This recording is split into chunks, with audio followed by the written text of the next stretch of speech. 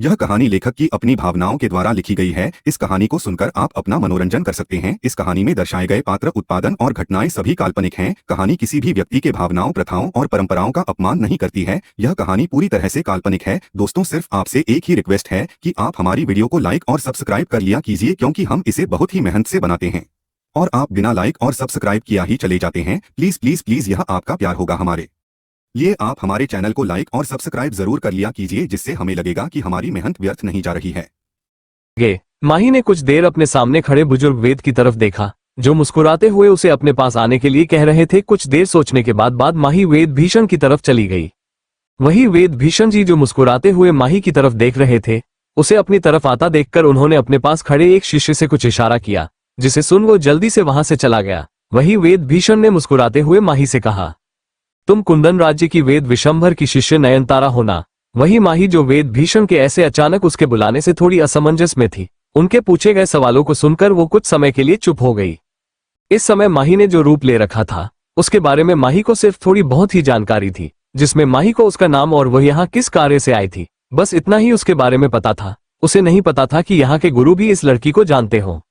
जिसे सोच माही थोड़ी परेशानी में आ गई। क्या वो कभी पहले उससे मिले थे, या उन्होंने एक दूसरे से कभी बातें की थी? कहीं ऐसा तो नहीं वो उनके संपर्क में हो। वही माही के इन ख्यालों से अनजान वेद भीषण जी ने मुस्कुराते हुए माही से कहा, तुम्हारे गुरु का पत्र आज सुबह ही मुझे मिला। उन्होंने खासतौर पर तुम्हारा विवरण उसे पत्र में किया। वैसे तो मैं पहली बार तुमसे मिल रहा हूँ, पर उन्होंने तुम्हारी पहचान के लिए मुझे यह निशानी भेंट में भेज दी थी, जिसे मैं तुम्हें पहचान पाया हूँ। जिसे सुन माही ने उनके हाथों में इस जलपरी के टोकन को देखा, जो माही को नयनतारा की बॉडी से भी मिला था। जिसे देख माही समझ गई कि जरूर यही वो चीज थी जिस कारण वो इतने ध्यान से माही की तरफ देख रहे थे। माही ने जल्दी से सभी बातों को संभालते हुए अपना सर झुकाते हुए उन्हें प्रणाम किया। आपका धन्यवाद वेद भीषण जी, जो आप यहाँ मेरी सहायता के लिए पधारे। जिसे सुन वेद भीषण ने मुस्कुराते हुए कहा, इसमें धन्यवाद कहने की कोई आवश्यकता नहीं है। तुम्हारे गुरु का मुझ पर एक एहसान था, जो अब मैं तुम्हारी सहायता करके उतार सकता हूँ। फिर उन्होंने हंसते हुए माही को अपने साथ अपनी बगी में चलकर राजमहल जाने का प्रस्ताव दिया। जिसे सुन माही ने भी ज्यादा नानुकुर करते हुए अपना सरहा में हिलाया और अपने पास रखा कुछ सामान उठाकर वेद भीषण जी के साथ उनकी बगी में जा बैठी। वही वेद भीषण जी ने अपने कुछ शिष्यों को वहां आए कुछ अन्य वेदों को भी अच्छी तरह जांचकर उन्हें अपने साथ राजमहल लाने का आदेश दिया। इस समय वेद भीषण विश्राम गृह से निकलकर राजमहल की तरफ प्रस्थान कर चुके थे। उनके पीछे 4 और बगिया थी, जिनमें लगभग 8 वेद उन सभी के साथ आज समुद्र राज्य के राजमहल की तरफ प्रस्थान कर रहे थे। वहीं पहली बगमेगी बैठे वेद भीषण जी ने माही से चिकित्सा के और जहर से संबंधित काफी सवाल जवाब किए, जिनका माही ने बहुत ही बेहतरीन तरीके से जवाब दिया। जिसे सुन वेद भीषण जी बहुत ही प्रसन्न हुए। उन्होंने खुश होते हुए माही से कहा, आपके ज्ञान को देखकर हमें आप पर पूर्ण विश्वास हो रहा है कि आप जरूर हमारे राजकुमार और राजकुमारी की उस कठिन बीमारी का इलाज निकल सकती है।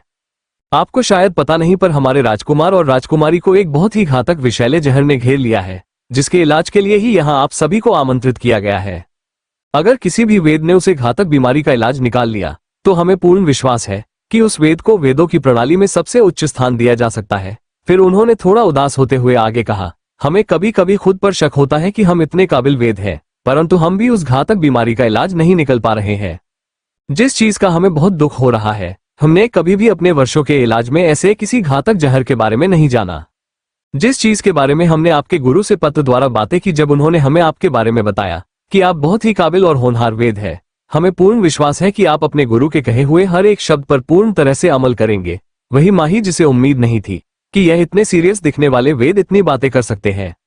वो बस पूरे रास्ते उनकी बातों में हमें हाँ मिलती रही। उसे पर सब इंतजार था कि वो जल्द से जल्द राजमहल पहुंचे और उसका पीछा वेद भीषण जी से छूटे। इसी तरह बातें करते करते वो लोग धीरे धीरे राजमहल की तरफ पहुंचने लगे। वही वेद भीषण ने माही से इतनी बातें कर ली थी कि माही को भी यह सफर किसी सदियों के बराबर लग रहा था। कुछ देर बाद इस समय विश्रामशाला से आए सभी वेद राजमहल के दरबार में बैठे हुए थे। वही माही भी वेद भीषण के साथ उनके पास एक स्थान पर बैठी हुई थी, जो कि वेद भीषण ने जिद करके उन्हें अपने पास बैठने के लिए कहा था। माही ने भी उन्हें अपने ऊपर ज्यादा शक नहीं होने देने के लिए हाँ कर दी, इसलिए उसने भी ज्यादा सवाल जवाब ना करते हुए उन्हें के पास बैठना सही समझा।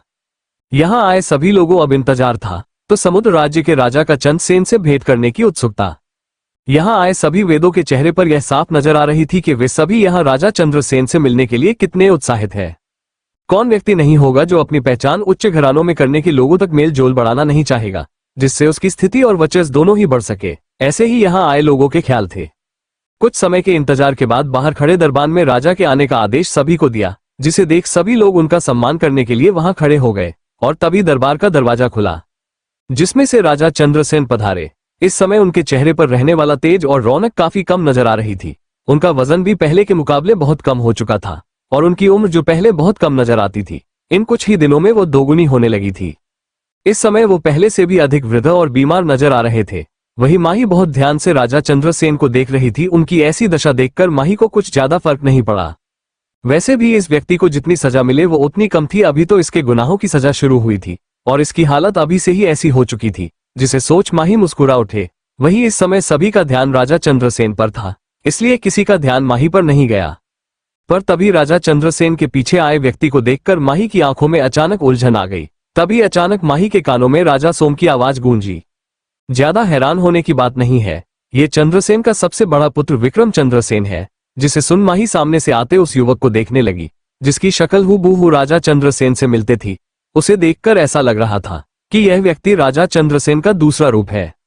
सामने खड़ा युवक एक 25 साल का सुंदर और अपने पिता के समान सौम्य व्यक्ति नजर आ रहा था, जिसके चेहरे पर एक बहुत ही सौम्य मुस्कान बनी हुई थी, जिसके साथ वह सभी को प्रणाम किया जा रहा था।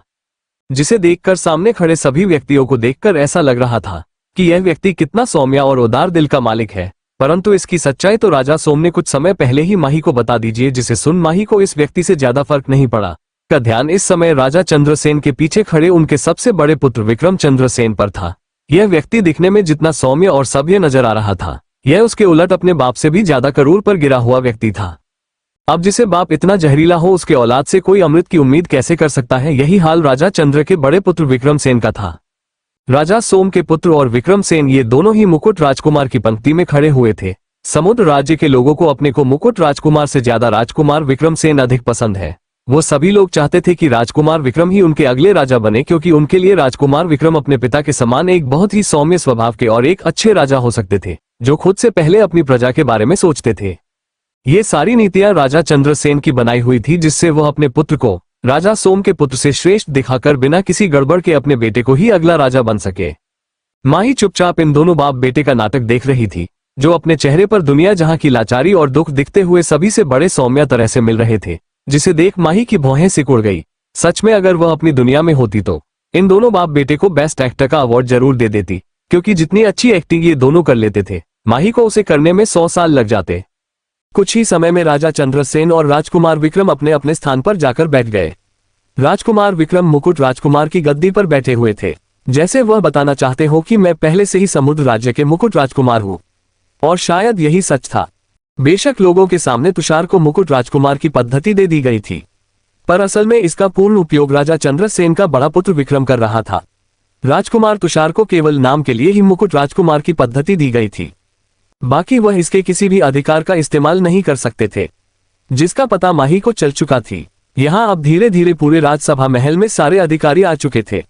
बस वहां नहीं थे तो समुद्र राज्य के होने वाले मुकुट राजकुमार तुषार सेन, जो इस चीज को साफ दर्शाता था कि यह लोग तुषार के साथ किस तरह का बर्ताव उनके साथ करते हैं। अब तक माही भी अपने स्थान पर बैठ चुकी थी। तभी राजा चंद्रसेन ने वहां आए सभी अतिथियों को सम्मान करते हुए उन सभी को यहां आने के लिए धन्यवाद किया, जिसके बाद 2 सिपाही अपने साथ एक बड़ी सी औषधीय से भारी मेज उठाकर लेकर आए, जिसे देख वेद भीषण ने अपने स्थान से खड़े होते हुए सभी को संबोधित करते हुए अपनी बातें कहना शुरू किया। यहाँ आए सभी वेदों को मेरा तहे दिल से धन्यवाद। जैसा कि आप सभी इस विशाल औषधि मेज को देख सकते हैं, जिस पर आपको हर प्रकार की औषधियां उपलब्ध है। जो भी व्यक्ति इसमें से 3 सबसे घातक जहरों को बनाकर उनका एंटीडोट निकल पाया, वही वेद आगे हमारे राजकुमार और राजकुमारी के इलाज में सहायता कर सकता है। यह आप सभी के लिए एक छोटी सी परीक्षा है, जिस पार कर आप आसानी से हमारी सहायता में सहयोगी बन सकते हैं। वेद भीषण की सारी बातें सुनकर वहां आए सभी लोग बहुत से उत्सुकता के साथ उस विशाल मेज की तरफ देख रहे थे, जिसमें न जाने कितनी ही अनोखी जड़ी बूटियां और जहरों को रखा गया था।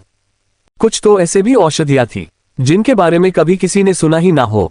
वही माही, जो बहुत ही ध्यान से सामने रखे औषधियों को देख रही थी, उसने वैसे तो इन सभी औषधियों को अपने सामने से नहीं देखा था, परंतु उसके गुरु धना आचार्य जी ने उसे उन औषधियों से संबंधित बहुत सी किताबें भेद में दी थी, जिसमें इस दुनिया के सभी किताबों का जिक्र किया गया था, जिन्हें पढ़कर ही माही को यहाँ रखे गए। लगभग सभी औषधियों के बारे में ज्ञान हो चुका था। कुछ ही समय में सभी वेदों को खड़ा कर प्रतियोगिता शुरू करने का आदेश दिया गया, जिसे सुन वहां खड़े सभी नए पुराने वेदों ने जल्द से जल्द अपना कार्य करना शुरू कर दिया। कुछ ही समय में उन सभी के लिए कई अलग अलग भट्टियों का निर्माण किया गया था, जिनकी सहायता से जहरों को बनाकर उनका एटीट्यूड तैयार कर सकते थे, जिन्हें देख सभी जल्दी जल्दी वहां रखी जड़ी बूटियां में अपनी अपनी जड़ी बूटियों को ढूंढकर उनका इलाज बनाने में लग गए। परंतु माही, जो अभी भी अपने स्थान पर बैठी बस एकटक उन सभी जड़ी बूटियां को देख रही थी, वह अभी तक अपने स्थान से हिल भी नहीं, जिससे अब वहां आए लोगों का ध्यान धीरे धीरे माही की तरफ जाने लगा। वहीं ऊपर बैठे राजा चंद्रसेन और राजकुमार विक्रम, जो नीचे हो रही प्रतियोगिता को ध्यान से देख रहे थे, उन दोनों का ध्यान भी माही की तरफ चला गया। सभी अपनी आंखों में एक उलझन लिए माही की तरफ देख रहे थे कि आखिर वह क्यों अपने स्थान से उठकर कोई औषधि तैयार क्यों नहीं कर रही है। वहीं इन सब से हटकर राजकुमार विक्रम, जिनकी आंखों जो कब से माही के ऊपर थी, जिसकी आंखों में हवस और लालसा साफ नजर आ रही थी, वह एकटक अपनी गंदी नजरों से माही को ऊपर से नीचे तक देखते रहे। जो लोग राजकुमार विक्रम को अच्छे प्रकार जानते थे, वह सभी इस बात को बता सकते थे कि वह कितने ज्यादा नीच और गिरे हुए व्यक्ति है। वह हर रात कई स्त्रियों की इज्जत से खेलते और आखिर में उन सभी को जान से मार देते। राजकुमार विक्रम, जो बाहर के लोगों को जितना सौम्य और एक महान राजा बनने का आदर्श अपने आप में दिखते थे, असल में उनमें राजा बनने के एक भी गुण नहीं था। परंतु राजा चंद्रसेन इन सभी चीजों को बहुत ही अच्छी तरह संभाल लेते हैं। वह कभी भी अपने बेटे की किसी भी गलती को अपनी प्रजा के सामने नहीं आने देते, जिससे यह बातें कभी प्रजा के सामने नहीं आई कि राजकुमार विक्रम कितने धूर्त और कपटी व्यक्ति है। वही राजकुमार विक्रम की पड़ती उन गंदी नजरों को अब माही भी अपने ऊपर महसूस कर सकते थी, इसलिए उसने अपनी आंखें उठाकर राजकुमार विक्रम की तरफ देखा। इस समय उसकी आंखें किसी बर्फ के पर्वत के समान ठंडी और खतरनाक नजर आ रही थी, जिन्हें देखकर तो एक पल के लिए राजकुमार विक्रम भी अपने स्थान पर जम गए। उन्होंने कभी इतनी भयानक और खतरनाक आंखें नहीं देखी थी, जिन्होंने दूर से बैठे बैठे ही उनके शरीर में डर की लहर पैदा करते थे, जिसे देख उन्होंने तुरंत अपनी नजर माही से फेर ली। कुछ समय पहले तक जहां वो माही को अपनी गंदी नजरों से देख रहे थे, अब वह आंखें अपने आप ही नीचे हो चुकी थी। पता नहीं क्यों पर माही की वह आंखें बहुत ही डरावनी और खतरनाक नजर आ रही थी, जिससे अब राजकुमार विक्रम के हाथों में भी पसीने आ चुके थे। वहीं कुछ समय राजकुमार विक्रम को देखने के बाद माही अपने स्थान से खड़ी हुई और उसे औषधि से भरी मेज की तरफ बढ़ गई। धीरे धीरे समय बीतता जा रहा था, जिसके साथ आप सभी की नजरें माही पर खड़ी हुई थी, क्योंकि माही वह अकेली व्यक्ति थी जो अपने समय के दिए हुए आधे समय के बाद अपने कार्य पर लगी थी, जिस कारण अब सभी लोगों के मन में यह उत्सुकता थी कि आखिर यह स्त्री क्या करने वाली है। या तो यह बहुत बड़ी बुद्धिमान स्त्री है, या बहुत ही बेवकूफ, जिसे शायद अपनी काबिलियत पर कुछ ज्यादा ही यकीन है, इसीलिए वह यहाँ लोगों के सामने दिखावा करने के लिए इतने समय बीतने के बाद अपने कार्य में लगी है। इसी तरह की बातें धीरे धीरे पूरे सभागृह में होने लगी, जो सभी बातें माही के कानों तक भी जा रही थी, परंतु माही को जैसे उनकी बातें सुने ही न दे रही हो। वह बहुत ही शांति और धैर्य से अपने कार्य में लगी। समय बीतने के साथ वहां आए सभी वेदों ने अपना अपना कार्य समाप्त किया। शायद माही ही वह आखिरी व्यक्ति बची हुई थी, जो बहुत ही शांति से अपने कार्य में लगी हुई थी, जिस कारण अब धीरे धीरे सभी की नजरें माही के ऊपर और गहरी हो गई। अब तो कुछ लोगों ने माही का मजाक बनाना भी शुरू कर दिया था। तुम्हें नहीं लगता ये स्त्री अपनी बुद्धिमानी पर कुछ ज्यादा ही घमंड कर रही है? हम मानते हैं स्त्रियां सुंदर होती है और शायद थोड़ी बुद्धिमान भी, पर यह कुछ ज्यादा ही हो गया कि वह अब हम जैसे महान वेदों के बीच में अपने आप को सर्वश्रेष्ठ दिखाने की कोशिश कर रही है। तभी एक अधिकारी ने थोड़े गुस्से में खड़े होते हुए कहा, महाराज, हमें लगता है आप इस स्त्री के ऊपर अपना कुछ ज्यादा ही कीमती समय बर्बाद कर रहे हैं। हमें लगता है इस स्त्री ने अपनी सुंदरता को ही अपनी बुद्धिमानी समझ लिया है। हमें जल्द से जल्द एक अच्छे वेद की तलाश कर अपने राजकुमार और राजकुमारी का इलाज शुरू करवाना है। परंतु इन मोहतरमा को देखकर लगता है कि शायद इन्हें समय बर्बाद करना कुछ ज्यादा ही पसंद है। वही एक अधिकारी को खड़ा होता देख और भी कई अधिकारी धीरे धीरे उनके पीछे खड़े होते गए। इस समय पूरे राजगृह में सभी लोग अत्यधिक क्रोधित हो रहे थे, जिन्होंने न जाने कितनी ही बातें माही को अब तक सुना दी थी। परंतु इन सब बातों से दूर माही अभी भी अपने कार्य में लगी हुई थी। उसे वहां खड़े किसी भी व्यक्ति की बातों पर कोई ध्यान नहीं दिया और अपने कार्य में लगी रही। वहीं अब धीरे धीरे राजा चंद्रसेन भी अब इतने लोगों की आवाज से परेशान होने लगे थे। उन्होंने एक नजर नीचे बैठे वेद भीषण की तरफ देख, जिनकी आंखों में भी इस समय परेशानी की कुछ लकीरें दिखाई दे रही थी। परंतु उसके बाद भी उन्होंने राजा चंद्रसेन को आश्वासन देते हुए उन्हें कुछ समय और धैर्य रखने के लिए कहा। तबीयत तेज आवाज के साथ 2 औषधि की छोटी छोटी बोतलें सामने रखे एक छोटे से मेज पर आ गई। वही जो लोग अभी तक अपने गुस्से भरी नजरों और जुबान से माही को ताने दिए जा रहे थे, अचानक इससे आवाज से वहां के माहौल में शांति छा गई। सभी की नजरें इस समय उसे आवाज की दिशा में थी, जहां एक मेज पर 2 सफेद पत्थर की बोतलें रखी हुई थी। वही जिस स्त्री के बारे में अभी तक सब लोग उल्टी सीधी बातें किए जा रहे, वह भी शांति से अपने स्थान पर आकर बैठ चुकी थी। तभी वेद भीषण जी ने तुरंत आगे बढ़कर अपने अनुयायियों के साथ वहां रखे सभी शहरों और उनके उपचार की जांच करना शुरू किया। वही वहां आए बहुत सेवक अपना सीना चौड़ा कर परिणाम से पहले ही अपने आप को विजेता घोषित कर चुके थे, जिनके साथ उनके सेवकों ने भी उन्हें अभी से ही बधाई देना शुरू कर दिया था। वही इन सब से उलट माही बहुत ही शांति से अपना स्थान पर बैठी हुई थी। कुछ समय की जांच पड़ताल के बाद सभी वेद आपस में कुछ बातें वहां खड़े सभी लोगों की तरफ देखने लगे।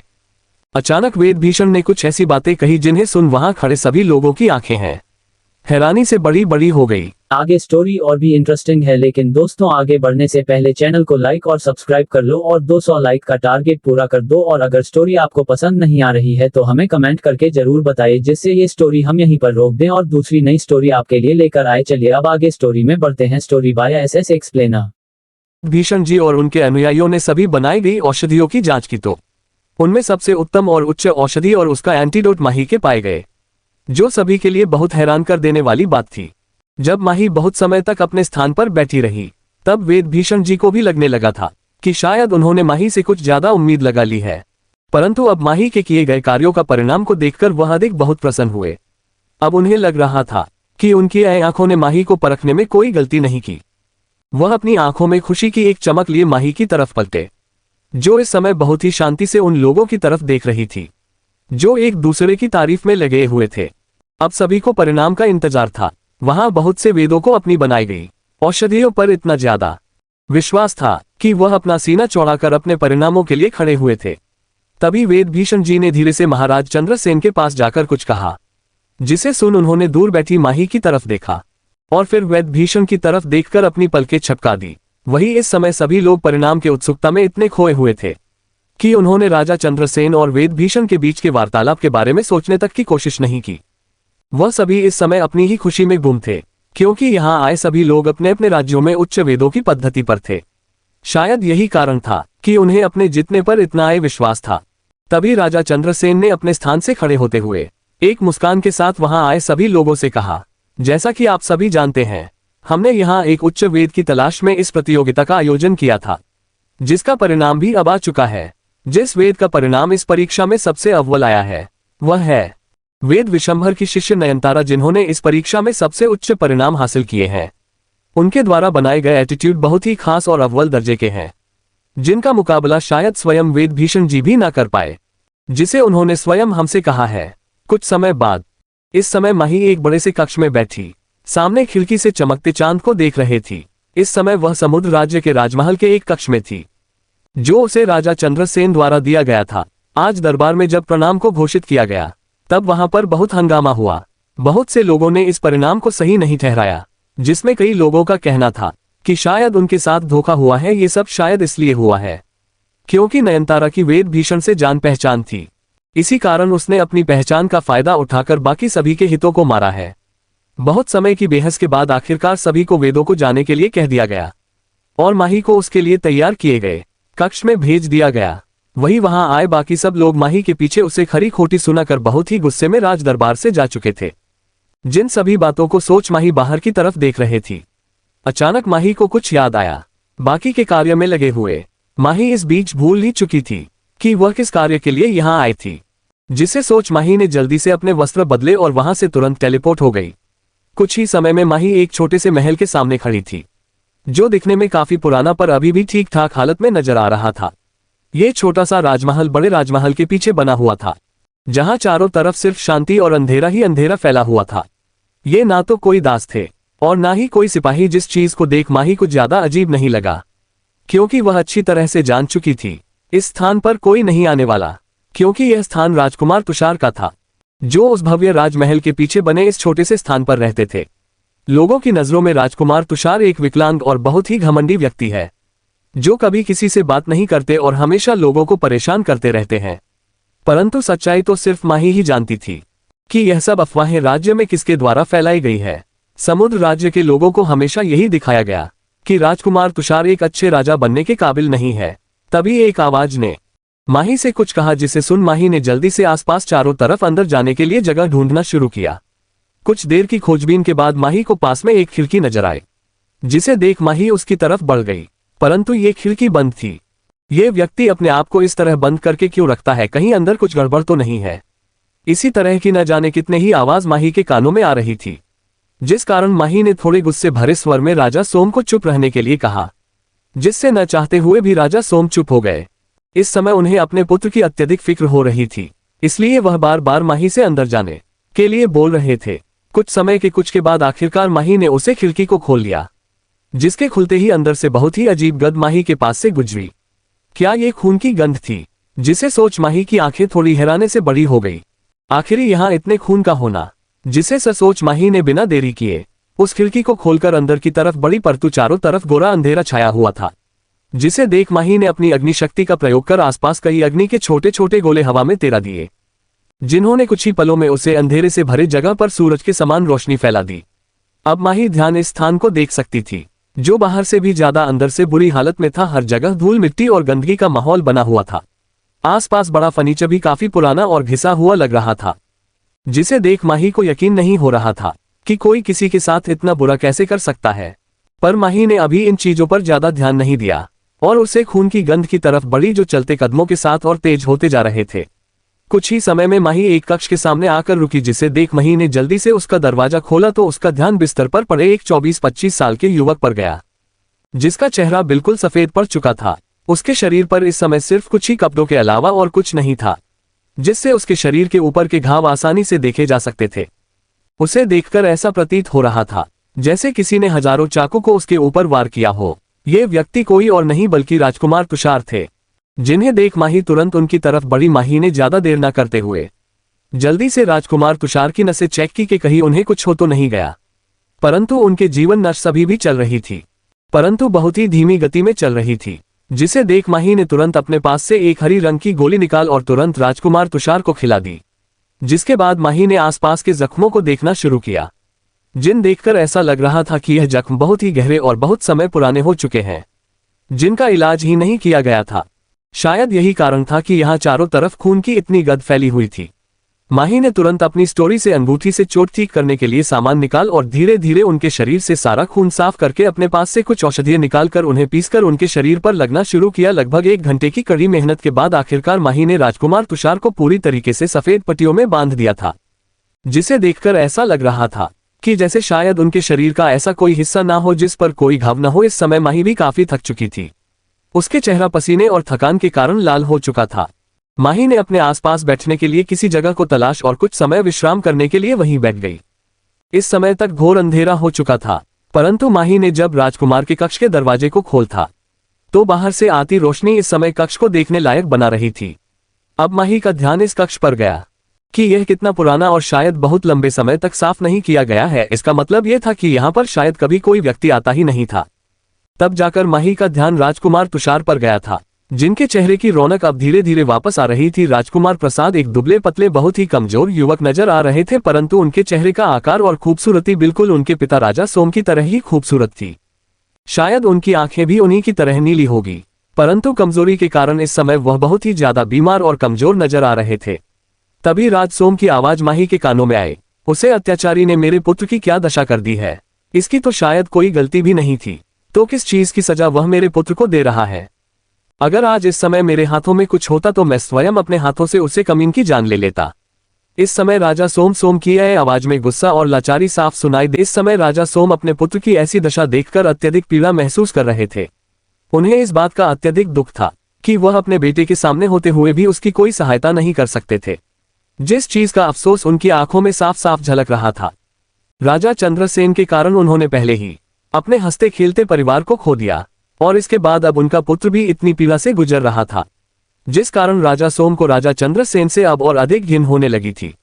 अगर आज राजा सोम के पास थोड़ी भी शक्तियां होती तो वह आज ही जाकर राजा चंद्रसेन को जान से मार डालते, परंतु अब उनके हाथों में कुछ नहीं था। उनकी सारी शक्तियां और ताकत राजा चंद्रसेन ने पहले ही छीन ली थी।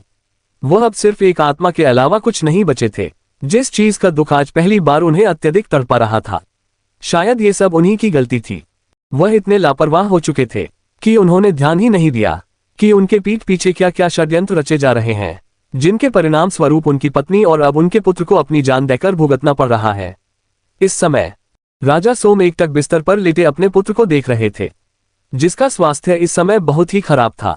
उसका शरीर इतना दुबला पतला और सफेद पड़ चुका था, जैसे उसके अंदर ना तो कोई मांस हो और ना ही खून। ऊपर से उसके शरीर पर हर जगह चोटों के निशान साफ नजर आ रहे थे, जिसे देख ऐसा लग रहा था कि जैसे वह पिछले 2-3 दिनों से इसी अवस्था में पड़ा हुआ है।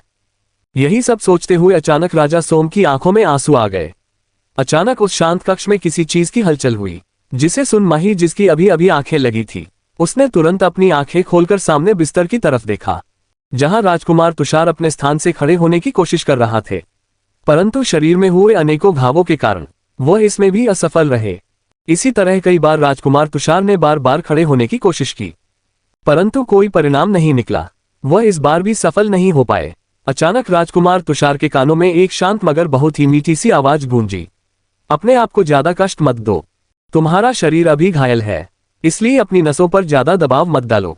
ये पहले से ही अत्यधिक कमजोरी है, अगर तुमने इन पर ज्यादा दबाव डालने की कोशिश की तो तुम्हारा पूरा शरीर अपंग हो सकता है।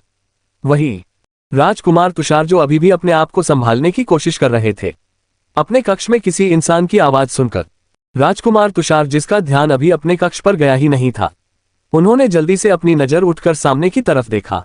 उनके बिस्तर से कुछ दूर एक कुर्सी पर एक बहुत ही खूबसूरत लड़की बैठी हुई थी, जो दिखने में तकरीबन 17-18 साल के आसपास लग रही होगी।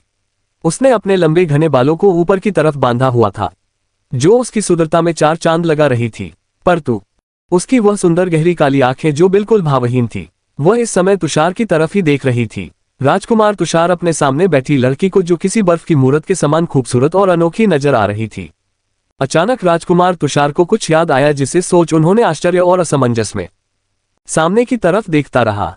उसने कभी भी किसी ऐसे व्यक्ति को अपने आसपास नहीं देखा था, वह हमेशा ही अकेले रहा था। यहाँ बहुत ही कम बार कुछ दास दासियां आया करते थे, जो कुछ समय के लिए उसे भोजन दे जाया करते थे, या फिर विक्रम या राजा चंद्रसेन का परिवार यहाँ आया करता था, जो आकर उसे यहाँ प्रताड़ित करता। पर यह पहली बार था जब इन कुछ लोगों के अलावा पहली बार यहाँ कोई आया था, जो तुषार के लिए किसी सपने से कम नहीं था। तभी राजकुमार तुषार का ध्यान अपने कक्ष की तरफ गया, जो इस समय बिल्कुल साफ सुथरा और नया नजर आ रहा था। उन्होंने कभी अपने कक्ष को इतना साफ सुथरा नहीं देखा था, क्योंकि कोई भी दास दासी कभी भी उनके किसी कार्य को नहीं करते थे। ये पहली बार था जब उन्होंने अपने कक्ष को इतना साफ देखा था, जो उनके द्वारा नहीं किया गया था। राजकुमार तुषार अभी बहुत ही हैरानी से, कभी आश्चर्य से अपने कक्ष को तो कभी अचानक उनके कक्ष में प्रकट हुई स्त्री की तरफ देखने लगे, जिसके बारे में उन्होंने कभी ना सुना और ना ही कभी देखा। परंतु एक बात थी राजकुमार तुषार में, जो माही को बहुत ही अनोखी लगी। इतना सब कुछ होने के बाद भी उनके चेहरे पर दर्द की एक लकीर नहीं थी। वह बहुत ही शांति से कभी माही को देखते तो कभी अपने कक्ष को, परंतु वह कहीं से डरे हुए दिखाई दे रहे थे और ना ही घबराए हुए। तभी एक कमजोर मगर मर्दाना आवाज माही के कानों में आई, तुम कौन हो और यह मेरे घर पर क्या कर रही हो? जिसे सुन माही अपनी सोच से बाहर आए। माही ने अपने गहरी सुंदर पलकों को उठाकर अपने सामने बैठे इंसान को देखा, जो इतना घायल होने के बाद भी बहुत ज्यादा सावधान था। उसे देखकर ऐसा प्रतीक हो रहा था जैसे अगर माही ने कुछ भी करने की कोशिश की तो वह तुरंत माही पर हमला कर देगा। कुछ समय माहौल में इसी तरह शांति फैली रही। इसके बाद माही ने सिर्फ 2 शब्दों में से जवाब दिया, मुझे तुम्हारे पिता ने भेजा है। वही राजकुमार तुषार, जो अब माही पर और अधिक शक करने लगे थे, उन्हें ऐसा लग रहा था कि शायद माही को उनके चाचा राजा चंद्रसेन ने भेजा है, ताकि वह या तो उसे मार सके या और ज्यादा प्रताड़ित कर सके। परंतु जब राजकुमार तुषार ने माही के मुंह से अपने पिता के बारे में सुना, तो इतने समय में पहली बार उसके चेहरे पर कोई भाव नजर आए। इन 25 वर्षों में उसने कभी भी किसी भी व्यक्ति को उसके पिता के बारे में बातें करते हुए नहीं सुना था, और ना ही वह कभी ऐसे किसी व्यक्ति से मिला था जिसने कभी उसके पिता के बारे में उसे बताया हो। उसे याद है जब वह 7 साल का था तो उसने अपने चाचा चंद्रसेन से अपने पिता के बारे में पूछने की कोशिश की थी कि आखिर उसके पिता कहाँ है। उस समय राजा चंद्रसेन ने उसे 2 दिनों तक कालकोठरी में बंद करके रखा था, जहां पर उसे बहुत ज्यादा प्रताड़ित किया गया था। उस समय के बाद जब भी कभी राजकुमार तुषार किसी व्यक्ति से अपने माता पिता के बारे में पूछने की कोशिश करते, तो उन्हें इस चीज के लिए कठिन सजा मिलती थी। जिसके बाद राजकुमार तुषार ने फिर कभी भी अपने माता पिता के बारे में नहीं पूछा। यहां तक कि तुषार ने कभी अपने माता पिता को देखा तक नहीं। उसे बड़े राजमहल में जाने की अनुमति नहीं थी, इसलिए वह हमेशा ही राजमहल के पीछे बनी इस छोटे से घर में रहता था, जहां पर उसके परिवार की कोई निशानी नहीं थी। इसलिए उसे नहीं पता था कि उसके पिता कैसे थे और उनकी मृत्यु किस प्रकार हुई। परंतु आज अचानक अपने पिता के बारे में सुनकर राजकुमार तुषार बहुत हैरान और आश्चर्य में थे। उसे समझ ही नहीं आ रहा था कि आखिर वह माही से क्या सवाल करे। तभी माही ने अपनी बातों को आगे बढ़ते हुए तुषार के सामने उसे सूर्य के आकार के लॉकेट को बढ़ा दिया। तुम्हारे पिता राजा सोम ने ही मुझे ये लॉकेट दिया था। उन्होंने कहा था कि जब भी मेरी मुलाकात तुमसे हो तो मैं तुम्हें ये दे दूं। जिसे सुन राजकुमार तुषार अपने हाथों में मौजूद उस सूर्य के आकार के लॉकेट की तरफ देखने लगे। इस लॉकेट को देखकर ही पता चल रहा था कि यह समुद्र राज्य के मूल्यवान खजाने में से एक है, जिसके बारे में उसने कई बार लोगों से सुना था कि उनके चाचा राजा चंद्र सिंह अपने गले में एक मूल्यवान वस्तु को धारण करते हैं, जो सूर्य के आकार में एक सुंदर हरी नील पत्थर में बना हुआ है। परंतु तुषार को यह समझ नहीं आ रहा था कि आखिर माही क्यों उसे इस लॉकेट को दे रही है। तभी माही ने अपनी बातों को आगे बढ़ते हुए कहा, इस लॉकेट पर अपने खून की एक बूंद को डालो। इसके बाद तुम्हें अपने सारे प्रश्नों के उत्तर मिल जाएंगे, जिनकी खोज तुम सालों से कर रहे हो।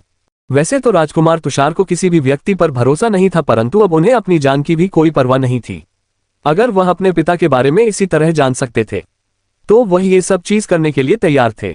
वैसे भी उनकी जिंदगी में ऐसा कोई नहीं था जिसके लिए वह जी सके। अगर सामने खड़ी औरत उन्हें किसी जाल में फंसाकर मारना भी चाहती थी तो वह अब इस चीज का विरोध नहीं करना चाहते थे। जैसा माही ने कहा, राजकुमार तुषार ने वैसा ही किया। उन्होंने पास रखी एक सुई से अपनी उंगली में खून की एक बूंद निकालकर उसे लॉकेट पर लगा दी, जिससे एक तेज चमक उसे पूरे जगह पर फैल गई। यह चमक इतनी चौंकाने वाली थी कि कुछ समय के लिए वह राजकुमार तुषार और माही दोनों ने ही अपनी आंखें बंद कर ली। इसके बाद धीरे धीरे वह चमक कम होती गई। तभी तुषार को अपने सामने दो परछाइयां नजर आई जो लॉकेट के प्रकाश में नजर आ रही थी। वही सामने खड़े दोनों परछाइयां राजकुमार तुषार को देखकर बहुत ही भावुक और प्रसन्न नजर आ रही थी। उन पर परछों में से एक स्त्री थी तो दूसरा पुरुष। ये दोनों स्त्री पुरुष और कोई नहीं, राजा सोम और उनकी पत्नी भैरवी थी। यह इन दोनों की आत्माओं का कुछ हिस्सा था जो उन्होंने वर्षों पहले इस लॉकेट में कुछ यादों के लिए इसमें बस दिया था, जो आज उनकी सहायता कर रहा था। तभी रानी भैरवी ने आगे बढ़ते हुए राजकुमार तुषार को गले लगाकर बड़े प्यार से उनका सर को सहलाते हुए कहा, अब खून की एक बूंद को डालो। इसके बाद तुम्हें अपने सारे प्रश्नों के उत्तर मिल जाएंगे जिनकी खोज 3 सालों से कर रहे हो। वैसे तो राजकुमार तुषार को किसी भी व्यक्ति पर भरोसा नहीं था, परंतु अब उन्हें अपनी जान की भी कोई परवाह नहीं थी। अगर वह अपने पिता के बारे में इसी तरह जान सकते थे तो वह ये सब चीज करने के लिए तैयार थे। वैसे भी उनकी जिंदगी में ऐसा कोई नहीं था जिसके लिए वह जी सके। अगर सामने खड़ी औरत उन्हें किसी चालाकी में फंसाकर मारना भी चाहती थी तो वह अब इस चीज का विरोध नहीं करना चाहते थे। जैसा माही ने कहा, राजकुमार तुषार ने वैसा ही किया। उन्होंने पास रखी एक सुई से अपनी उंगली में खून की एक बूंद निकालकर उसे लॉकेट पर लगा दे, जिससे एक तेज चमक उसे पूरी जगह पर फैल गई। ये चुम्मा कितने चौंकाने वाली थी कि कुछ समय के लिए उन दोनों ने ही अपनी आंखें बंद कर ली। इसके बाद धीरे धीरे वह चमक कम होती गई। तभी तुषार को अपने सामने दो परछाइयां नजर आई जो लॉकेट के प्रकाश में नजर आ रही थी। वही सामने खड़े दोनों परछाइयां राजकुमार तुषार को देखकर बहुत ही भावुक और प्रसन्न नजर आ रही थी। उन पर परछों में से एक स्त्री थी तो दूसरा पुरुष। ये दोनों स्त्री पुरुष और कोई नहीं, राजस्थान और उनकी पत्नी भैरवी थे। यह इन दोनों की आत्माओं का कुछ हिस्सा था जो उन्होंने वर्षों पहले इस लॉकेट में कुछ यादों के लिए इसमें बस दिया था, जो आज उनकी सहायता कर रहा था। तभी रानी भैरवी ने आगे बढ़ते हुए राजकुमार तुषार को गले लगाकर बड़े प्यार से उनका सर को सहलाते हुए कहा, अब आगे। अपने सामने खड़ी औरत को देखकर राजकुमार तुषार बहुत असमंजस में थे। वही वह दोनों परछाइयां अपनी आंखों में ढेर सारे आंसू और प्यार लिए राजकुमार तुषार की तरफ देख रही थी, जिसे वह खड़ी भाई अच्छी प्रकार समझ रही थी। राजकुमार तुषार इस समय बहुत ही ध्यान से अपने सामने खड़े उसे 30 वर्षीय व्यक्ति को देख रहे थे, जिनकी शक्ल हूबहू उसी से मिल रही थी। कुछ समय उसे यूं ही देखते रहने के बाद अचानक राजकुमार तुषार के मुंह से कुछ शब्द निकाले, क्या आप हमारे पिता हैं? वही इतने वर्षों के इंतजार के बाद अपने पुत्र के मुंह से अपने लिए पिता शब्द सुनकर राजा सोम, जो अपने सभी भावों को छुपाने की अत्यधिक कोशिश कर रहे थे, वह तुषार के कुछ ही शब्दों से बाहर आ गए। उनकी आंखों में इस समय दर्द के साथ साथ खुशी के आंसू भी भरे हुए थे, जिसके साथ वह अपने पुत्र की तरफ देख रहे थे। राजा सोन हमेशा ही अपने पुत्र से बात करने के लिए तड़पते थे। उन्होंने कई बार प्रयत्न किया कि वह किसी भी तरह अपने पुत्र से बात कर सके, परंतु वह हर बार असफल रहते। इतने सालों के प्रयास के बाद जब आखिरकार आज उन्हें ये पल नसीब हुआ था तो वह उनके लिए किसी सुंदर स्वप्न के समान खूबसूरत और कभी न खत्म होने वाला प्रतीत हो रहा था। कुछ समय इसी तरह आसपास के माहौल में शांति फैल रही, जिसे तोड़ते हुए राजा सोम ने एक बड़ी से मुस्कान के साथ अपने पुत्र की तरफ देखते हुए कहा, हाँ पुत्र, मैं तुम्हारा पिता और समुद्र राज्य का राजा। राजा सोम वही अपने पिता का नाम और उनकी पहचान के बारे में जानकर राजकुमार तुषार को अत्यधिक हैरानी हो रही थी। उसने कई बार कुछ लोगों को चुप चुप कर उनके महान और दयालु राजा सोम के बारे में कई बार बातें करते हुए सुना था, जो अपने स्वभाव की भांति ही बहुत ही नर्म और वीर राजा थे। कुछ लोगों का कहना था कि उनके राज में हमेशा ही प्रजा अत्यधिक प्रसन्न और फलती फूलती रही थी, पर राजकुमार तुषार को यह नहीं पता था कि जिस महान सम्राट के बारे में उसने कुछ लोगों द्वारा सुना था वह व्यक्ति कोई और नहीं उसके पिता हो सकते हैं। एक बार एकादशी ने आपस में बातें करते हुए बताया था कि उसके पिता भी राजा थे, परंतु तुषार जिसे इन सभी बातों से अनजान रखा हुआ था उसे उन बातों पर कभी भरोसा ही नहीं हुआ। आखिर कौन से लोग होंगे जो अपने राजा के बेटे को इस तरह दुख देंगे। उसे हमेशा ऐसा लगता था कि शायद उसके पिता कोई बाहरी व्यक्ति थे जिसे लोग इतनी ज्यादा नफरत करते थे कि उनकी मृत्यु के बाद भी कोई भी व्यक्ति उनका नाम नहीं लेना चाहता था।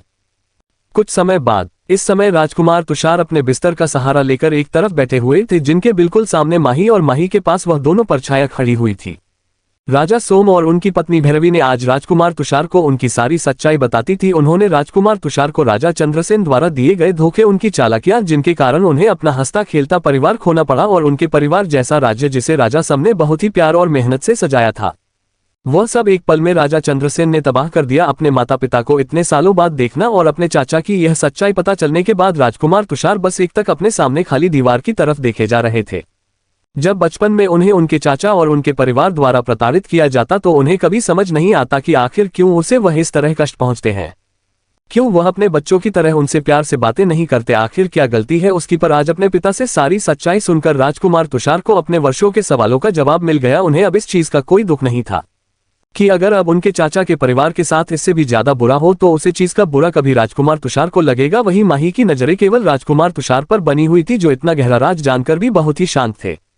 जो शांति माही को किसी आने वाले बड़ी सुनामी के समान गहरी और विशाल महसूस हो रही थी। बेशक राजकुमार तुषार इस समय बहुत ही शांत और संन्या नजर आ रहे थे, परंतु माही एक नजर देखकर ही यह बता सकती थी कि उनके अंदर आज की ज्वाला के लपेट के हद तक बाहर आने को तैयार है।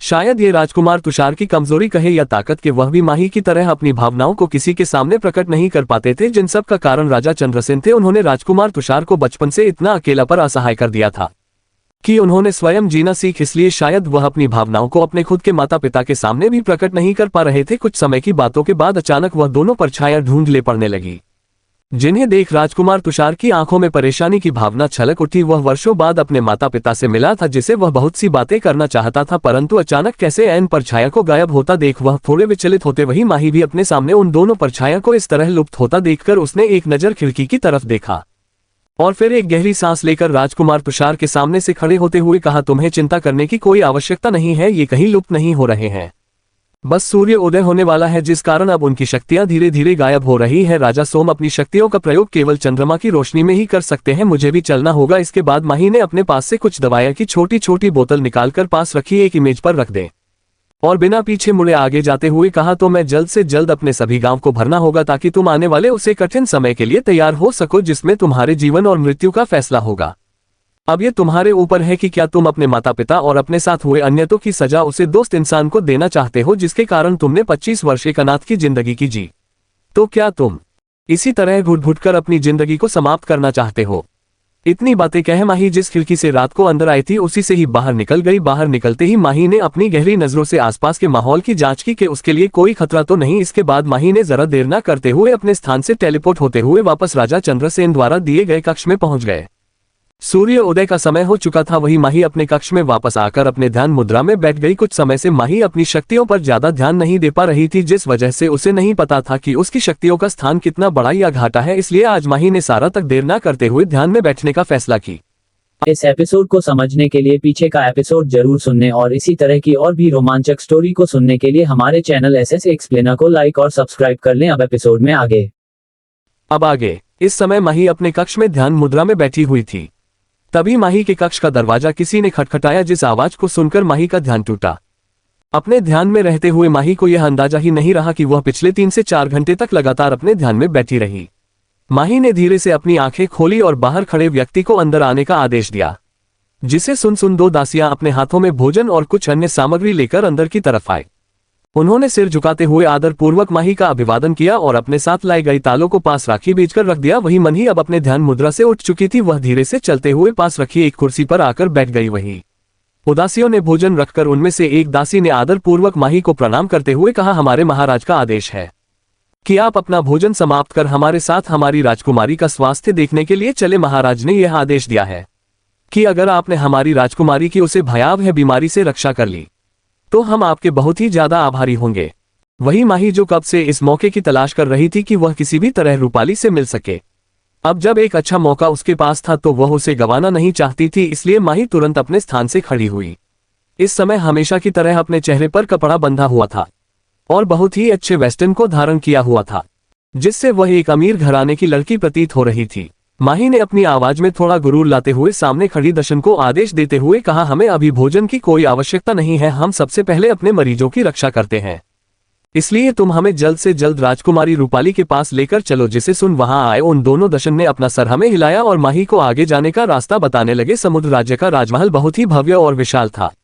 जिस स्थान पर माही और अन्य वेदों को ठहराया गया था वह राजमहल के दूसरे हिस्से में आते थे, इसलिए उन्हें राजमहल के अंदर जाने में काफी समय लगा। धीरे धीरे चलते हुए आखिरकार माही को एक सुंदर नील दरवाजे के सामने लाकर खड़ा कर दिया, जिसे देख माही समझ गई कि यही समुद्र राज्य की राजकुमारी रूपाली का कक्षा है। कक्षा के बाहर दो बहुत ही मजबूत और भयानक दिखने वाले अंगरक्षकों को खड़ा किया गया था, जिन्हें देखकर ही उनकी शक्ति का अंदाजा लगाया जा सकता था। आसपास कई अन्य दास दासियां वह काम कर रहे थे, पर इतने लोग होने के बावजूद भी वहां के माहौल में एक अजीब सी शांति पसरी हुई थी। यह कुछ ऐसा था जैसे यहाँ कोई हो ही ना, यहाँ तक कि उन लोगों की सांसों की आवाज तक माही को सुनाई नहीं दे रही थी। माही ने अपनी पहली नजरों से आसपास के माहौल को अच्छी तरह भांप लिया। तभी एक जोरदार चिक की आवाज सामने दरवाजे से गूंजी और एक दासी जिसके सर पर बहुत ही गहरी चोट लगी थी वह अपना सर पड़े हुए उससे विशाल नील दरवाजे से बाहर आए, जिसे देख कुछ दशन ने उसकी सहायता करी और उसे वहां से ले गए। वही उसे दासी की ऐसी हालत देखकर वहां काम कर रहे लोग ज्यादा हैरान परेशान नहीं लग रहे थे, जैसे कि यह उन लोगों का रोग का काम हो, इसलिए उन्हें अब इन चीजों से कोई फर्क पड़ता ही नहीं था। वही वहां आए उन दोनों दासी जो माही को राजकुमारी रूपाली के कक्ष तक लेकर आई थी। जब माही की नजर उन पर पड़ी तो उसने देखा कि उनमें से एक दासी के हाथ कांप रहे थे,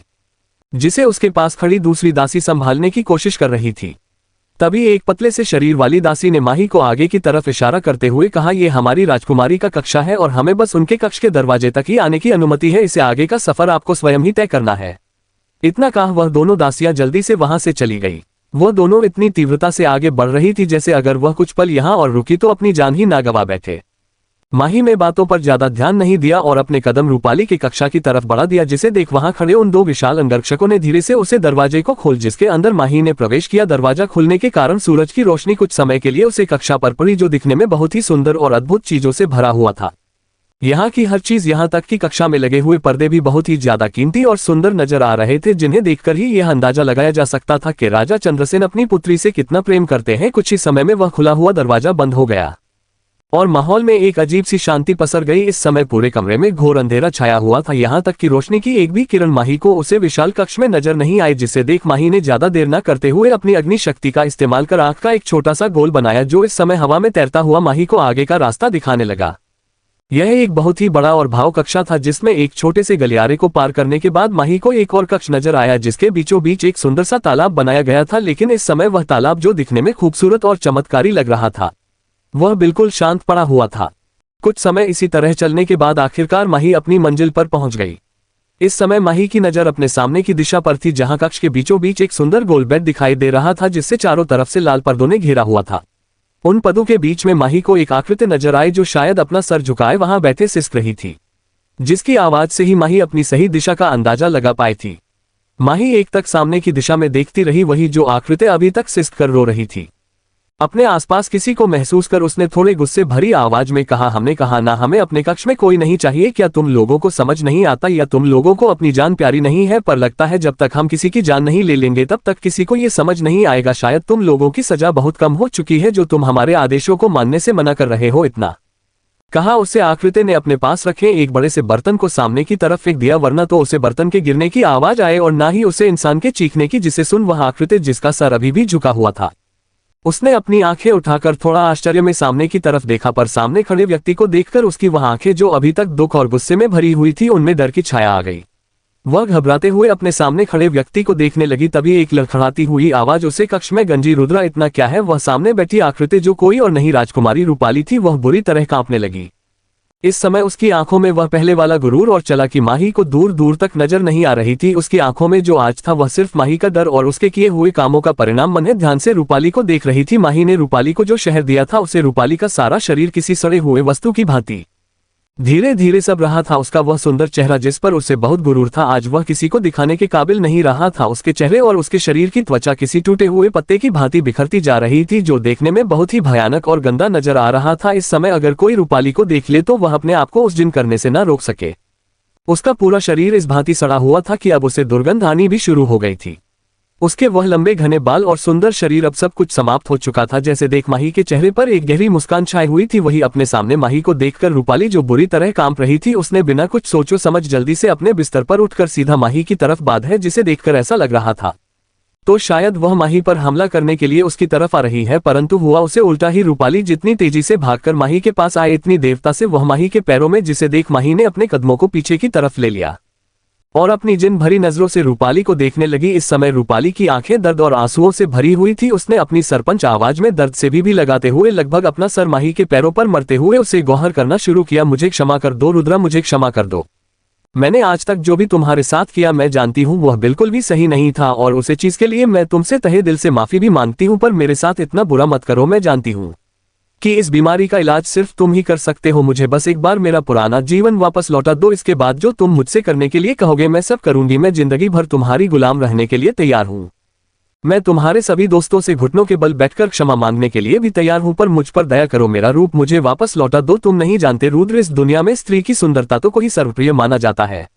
जब कल मैं सुंदर थी तो सभी लोग मुझसे प्रेम करते थे, वह सभी मेरा आदर करते थे, परंतु आज जब मुझे मेरा सब कुछ छीन गया है तो मेरे अपने भी मुझे किन भरी नजरों से देखने लगे हैं। मैं तुम्हारे पर पड़ती हूँ, मैं अपनी हर एक गलती के लिए तुमसे क्षमा मांगती हूँ। मेरी सहायता कर दो, मुझे पहले जैसा कर दो। रुद्रा इतनी बात एक है। रूपाली बुरी तरह बिलख बिलख कर रोने लगी। उसने अपने आंसुओं से लगभग अपने आसपास के स्थान को गीला कर दिया था। वही माही जो बस एक तक रूपाली को देख रही थी, पता नहीं वह किन सोचों में खोई हुई थी। अचानक माही ने कुछ ऐसा कहा जिसे सुन रूपाली, जो अभी तक अपना सर पटक पटक कर बार बार माही से उसे क्षमा करने की गुहार लगा रही थी, उसने अपनी आंसू भरी आंखों को उठाकर माही की तरफ देखा। अब कुछ महीनों में रूपाली ने इतना कुछ सह लिया था कि अब उसे कोई फर्क नहीं पड़ता था कि वह किसी के चरणों में पड़कर अपने जीवन की भीख मांग रही है। उसे अब अपने राजकुमारी के औंधे से भी कोई फर्क नहीं पड़ता था। जिस समय रुद्र ने रूपाली को वह घातक जहर दिया था, उसके कुछ समय बाद ही इस जहर ने धीरे धीरे अपना असर दिखना शुरू कर दिया। इसके बाद से ही रूपाली की त्वचा किसी भयानक मरीज की भांति गलने लगी, जो दिखने में बहुत ही भयानक और लोगों को घिन से भरे लगते। जो भी लोग रूपाली का इलाज करने या उससे मिलने आते, रूपाली ने धीरे धीरे उनके चेहरों पर अपने लिए प्यार से उसे न देखने की अनेक्षा तक का सफर तय किया था। यहाँ तक कि उसकी सगी माँ, जो हमेशा रूपाली से अत्यधिक प्रेम करती थी, जब उन्हें पता चला कि रूपाली को ऐसी भैया वह बीमारी ने घेर लिया है और जो भी व्यक्ति उसे छुएगा शायद उसे भी वह बीमारी फैल सकती है, इन सभी बातों के बारे में सोचकर रूपाली की माँ ने भी धीरे धीरे उसके पास आना कम कर दिया, जिस चीज ने आखिरकार रूपाली को अंदर तक तोड़ दिया। महल के जितने भी दास दशन ने उसके इस रूप को बदलते देखा, वह सभी रूपाली से डरने लगे थे, जिससे आम्रपाली का अपने आसपास के लोगों से और ज्यादा नफरत होने लगी थी। उसे कभी नहीं लगा था कि यह लोग जो कभी उसका इतना सम्मान और गुणगान किया करते थे, वह एक पल में ही इतना बदल जाएंगे। जिस चीज ने रूपाली को आसमान से धरती पर गिरा दिया, शायद यही कारण था कि आज वह अपने गुरूर और अभिमान को छोड़कर माही के चरणों में पड़कर अपने जीवन की भीख मांग रही थी। वही रूपाली को इस तरह रोता गिड़गिड़ाता देख माही को ज्यादा फर्क नहीं पड़ा। ये सब उसी के किए हुए कर्मों का फल था। माही कभी भी किसी इंसान को पहले परेशान नहीं किया करती थी, परंतु जब कोई उसे या उसके प्रिय जनों को तकलीफ पहुंचने की कोशिश करता है तो माही उसे इंसान को इतनी आसानी से तो नहीं जाने दे सकते थे, जिसका परिणाम आज उसके सामने रूपाली थी। माही ने उसकी के द्वारा दिए गए शहर का थोड़ा सा मजा आज उसे ही चखा दिया था। ये रूपाली का ही शहर था, जिसमें माही ने अपनी कुछ जड़ी बूटियां और कुछ जहरीले पौधों को मिलाकर इस तरह के शहर का निर्माण किया था, जिस कारण अब रूपाली की ऐसी दशा हो चुकी थी। वही रूपाली जब बहुत देर तक माही के चरणों में गड़गड़ाती रही, जिसे देख माही अपनी सोच से बाहर आए। माही ने कुछ समय कुछ सोचा और फिर कहा, ठीक है, मैं तुम्हारी सहायता करने के लिए तैयार हूँ। वही राजकुमारी रूपाली, जो इतने समय तक माही के सामने गिड़गिड़ाती रही, जब उसे लगा कि शायद माही उसकी सहायता नहीं करना चाहती, तो उसकी बच्ची कोची हिम्मत भी अब टूटने लगी थी, परंतु माही के एक छोटे से जवाब ने उसकी हिम्मत को वापस बढ़ा दिया। रूपाली ने माही की बात को पूरा होने से पहले ही जल्दी से खड़े होते हुए माही के सामने अपने दोनों हाथों को जोड़कर अपनी लड़खड़ाते हुए आवाज में कहा, मुझे तुम्हारी सारी शर्तें मंजूर है। तुम जो चाहती हो मैं वह तुम्हें दे सकती हूँ।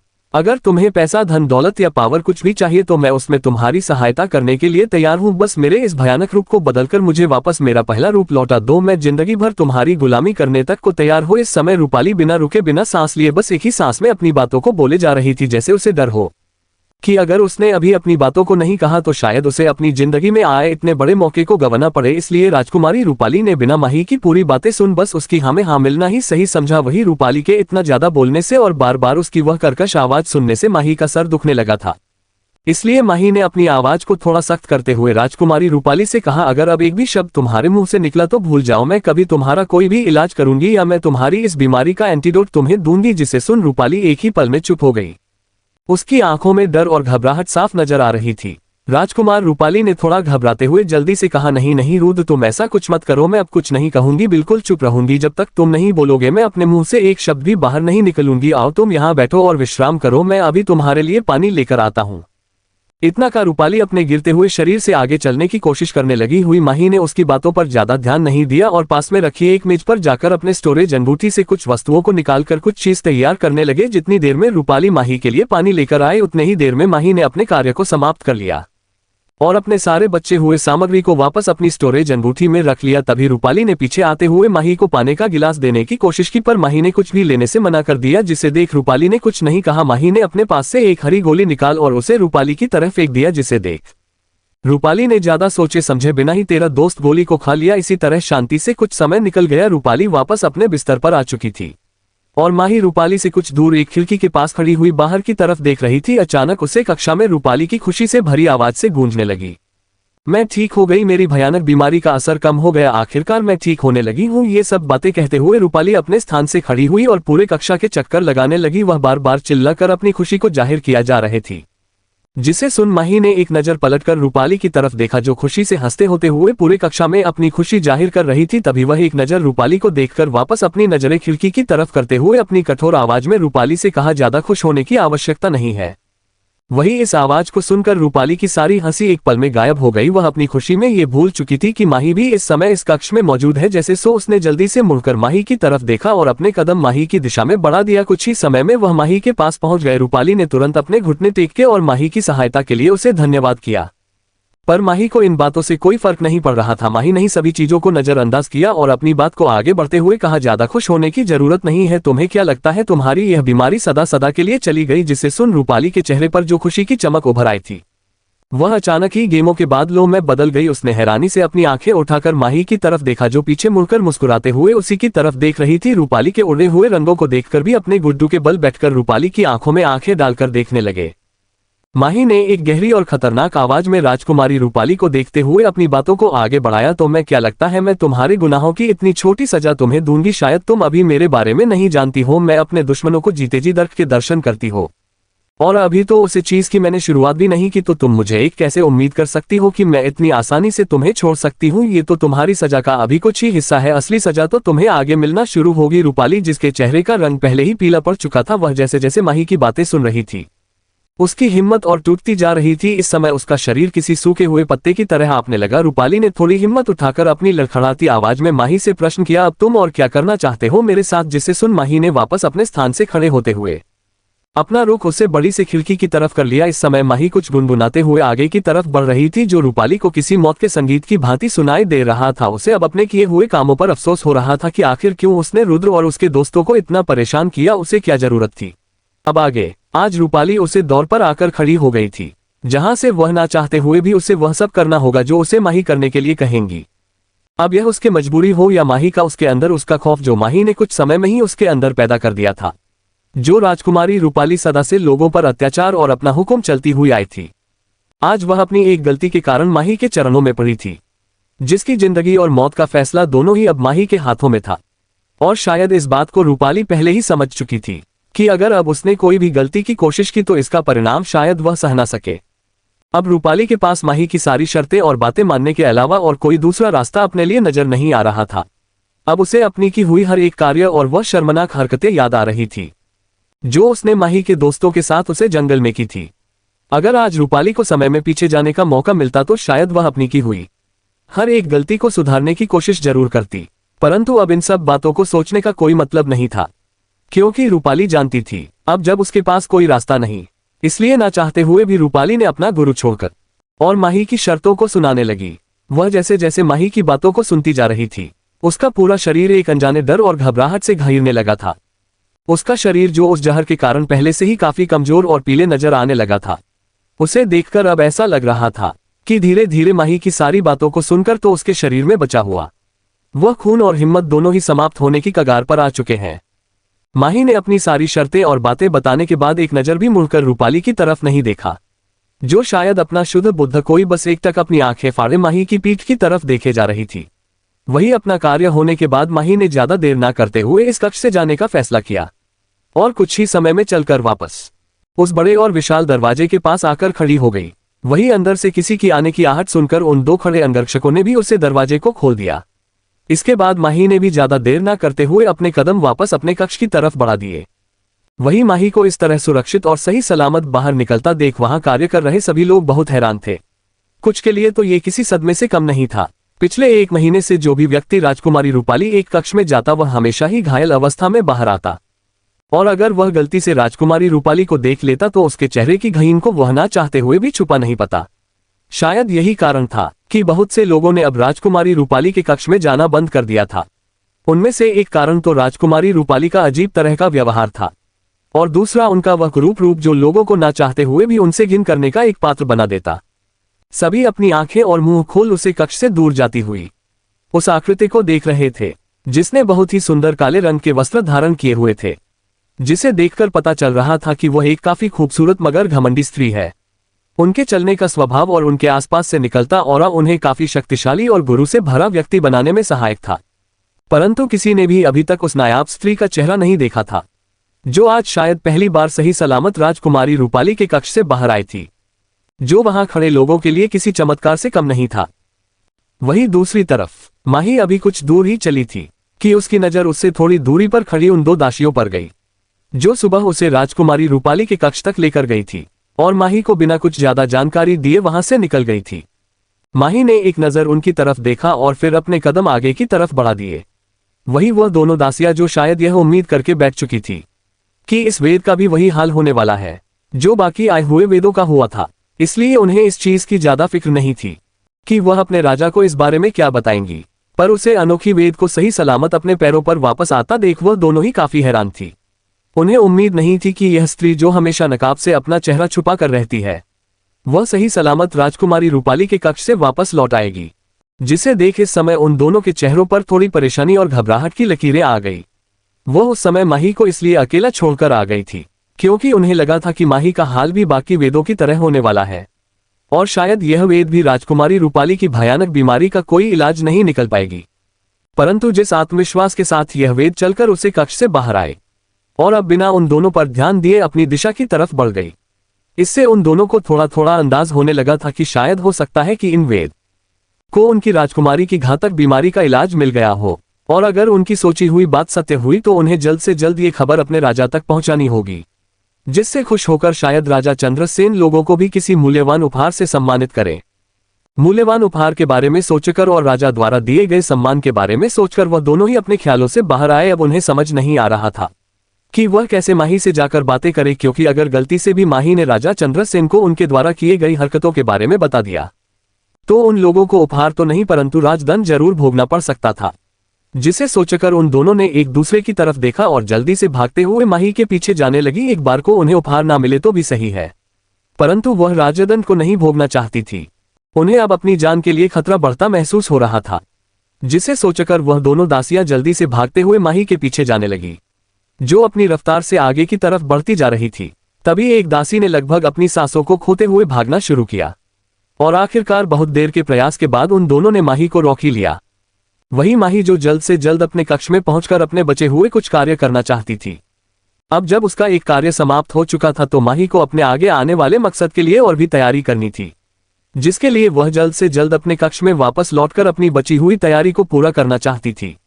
इसी सोच में डूबे हुए माही आगे की तरफ बढ़ती जा रही थी, पर तभी 2 परछाइयां ने आकर जल्दी से माही का रास्ता रोक दिया, जिन्हें देख माही के चलते कम अपने आप ही रुक गए। माही ने अपनी नजरें नीचे कर अपने सामने घुटनों के बल पड़ी 2 दासियों को देखा जो लगभग उसके सामने पूरी जमीन पर फैल चुकी थी।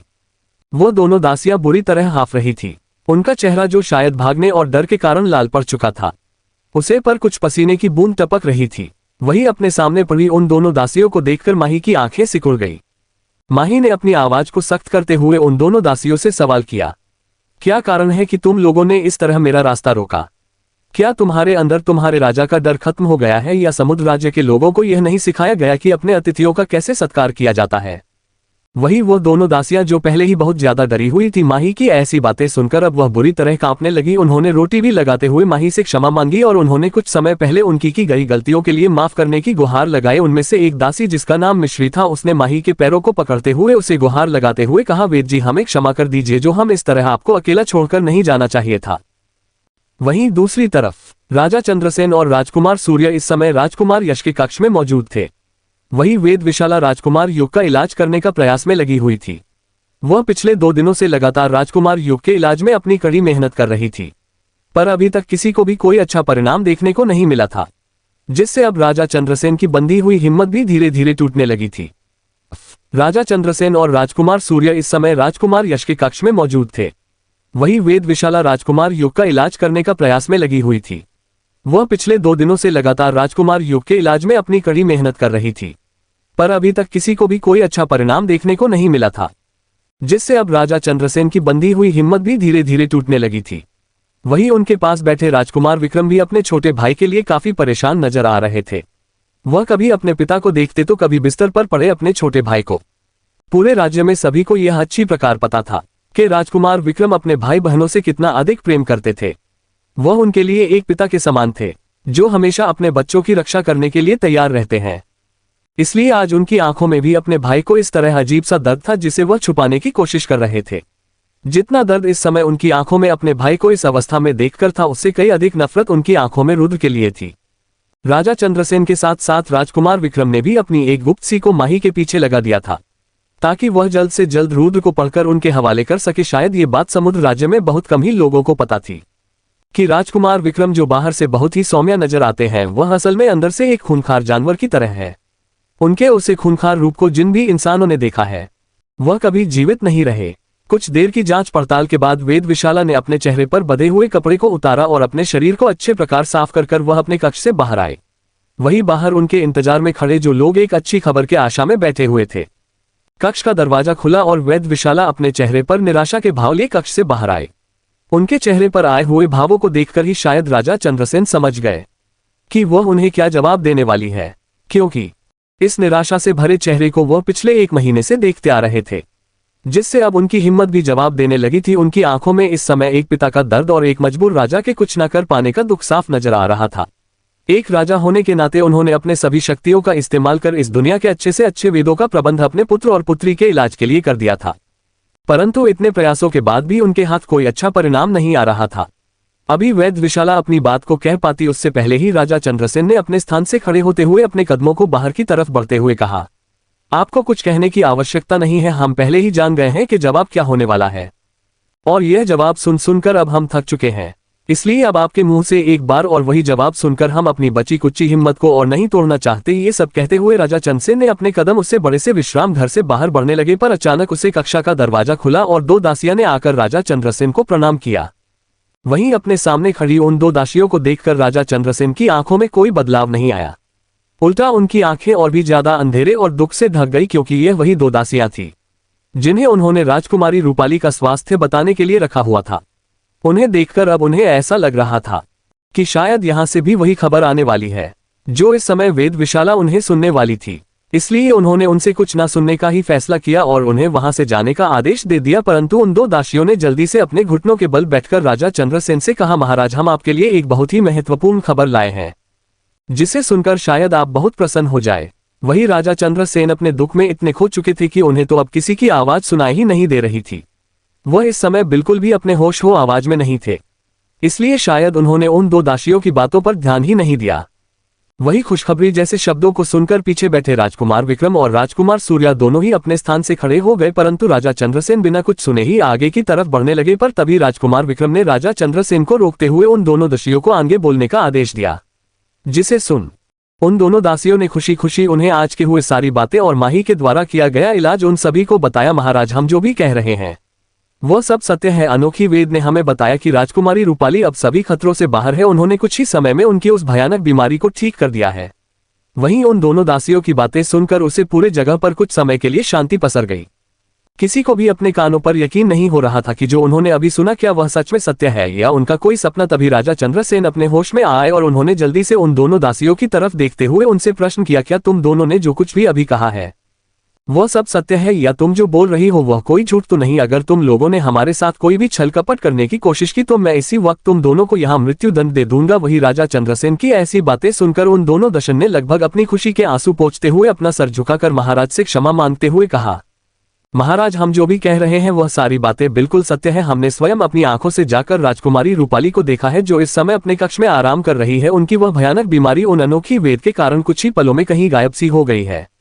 वही इतनी बड़ी खुशखबरी को सुनकर राजा चंद्रसेन ने खुशी खुशी अपने एक सैनिक को उन दोनों दासियों को एक उच्चतम उपहार में देने का आदेश दिया और खुशी से लगभग भागते हुए वह रूपाली के कक्ष की तरफ बढ़ गए, जिनके पीछे पीछे इस समय राजकुमार विक्रम, राजकुमार सूर्या और वेद विशाला भी थी। राजकुमार विक्रम और राजा चंद्रसेन के चेहरे पर तो जैसे मुस्कान जाने का नाम ही नहीं ले रही थी। वही राजकुमार सूर्या भी काफी हैरान मगर खुश नजर आ रहे थे। पर अगर सबसे ज्यादा किसी के चेहरे के भाव इस समय बिगड़े हुए थे तो वह थी वेद विशाला, जो इस समय बहुत ही हैरान और अजीब से भावों को अपने चेहरे पर लिए नजर आ रही थी। वह ना चाहते हुए भी अपने चेहरे के इन भावों को छुपा नहीं पा रही थी। उन्हें तो यकीन ही नहीं हो रहा था कि जो अभी उसने सुना है क्या वह सब सच है। क्या ऐसा हो सकता है? क्योंकि वेद को अपने ऊपर इतना विश्वास था। जिस बीमारी का इलाज वह स्वयं भी नहीं कर पा रही थी, आखिर ऐसा कौन वेद है जो उसे बीमारी का इलाज कर सका? क्या वह वेद इतना ज्यादा गुणी और शक्तिशाली हो सकता है? जिस चीज को मानना वेद विशाला के लिए नामुमकिन सा था, उसे हमेशा ही लोगों से अपने किए हुए कार्यों की तारीफें ही मिली थी। सभी लोग ने उसे एक उच्च दर्जे का और सबसे खास वेद का किताब दिया करते थे।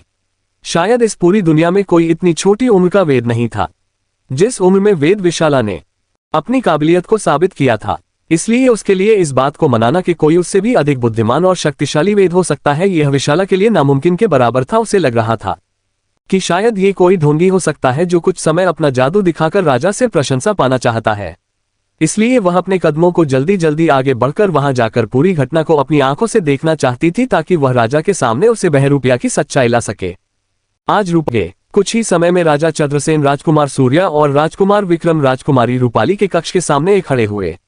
राजा चंद्रसेन और राजकुमार विक्रम की आंखों में इस समय सिर्फ रूपाली को देखने की इच्छा साफ नजर आ रही थी। वही राजा चंद्रसेन को अपने सामने खड़ा देखकर उन दोनों बलवान शरीर वाले अंगरक्षकों ने महाराज को प्रणाम कर तुरंत राजकुमारी रूपाली के कक्ष का दरवाजा खोल दिया, जिसे देख राजा चंद्रसेन ने भी देर न करते हुए तुरंत अपने कदमों को राजकुमारी रूपाली के कक्ष के अंदर बढ़ा दिए, जिनके पीछे पीछे वह तीनों लोग भी राजकुमारी रूपाली के कक्ष में प्रवेश करने लगे। कुछ और लंबे और सुंदर गलियारों को पार करने के बाद कुछ ही समय में राजा चंद्रसेन आखिरकार राजकुमारी रूपाली तक पहुंच गए, जहां राजकुमारी रूपाली कक्ष के बीचों बीच रखे हुए उस सुंदर से बिस्तर पर आराम कर रही थी, जिन्हें देख राजा चंद्रसेन ने आगे बढ़ते हुए अपनी पुत्री के सर पर हाथ रखा।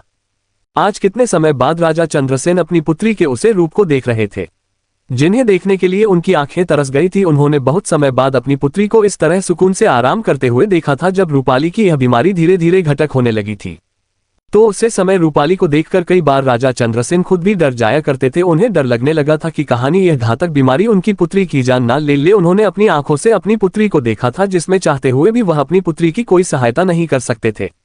राजा चंद्रसेन अपने राज्य के और यहाँ तक कि दूर दराज के राज्यों तक के सबसे उच्च कोटि के वेदों को राजकुमारी रूपाली के इलाज में लगाया था, परंतु उन्हें कहीं से भी कोई भी उचित परिणाम प्राप्त नहीं हुआ।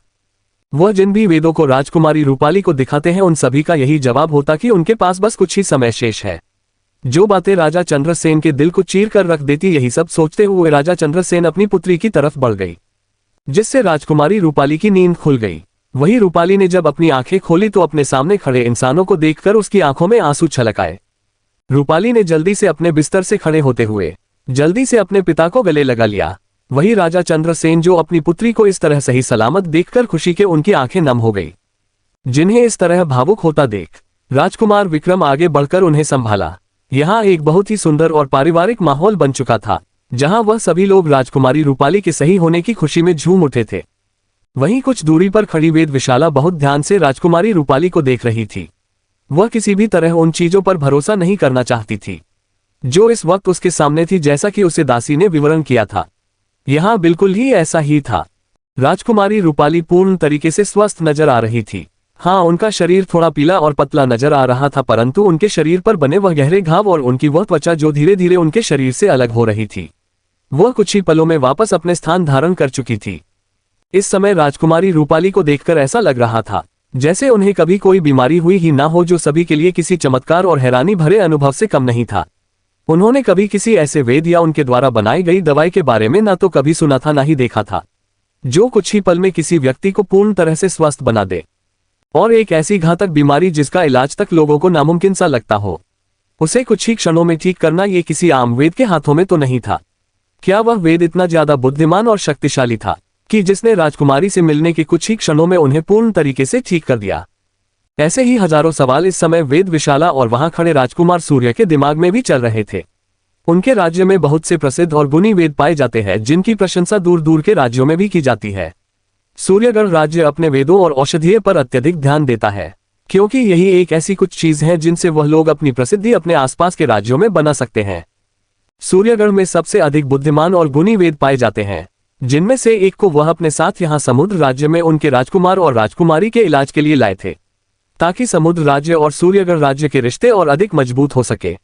पर जब राजकुमार सूर्य को वेद विशाला से राजकुमार युग और राजकुमारी रूपाली को हुई उन घातक बीमारियों का कोई अच्छा इलाज प्राप्त नहीं हुआ, तो उन्हें भी लगने लगा था कि शायद इस बीमारी का इलाज कोई नहीं कर पाएगा। परंतु आज कुछ ही क्षणों में एक वेद ने राजकुमारी रूपाली को पूर्ण प्रकार से स्वस्थ बना दिया। ये बात उनके लिए बहुत हैरान करते होने वाली थी।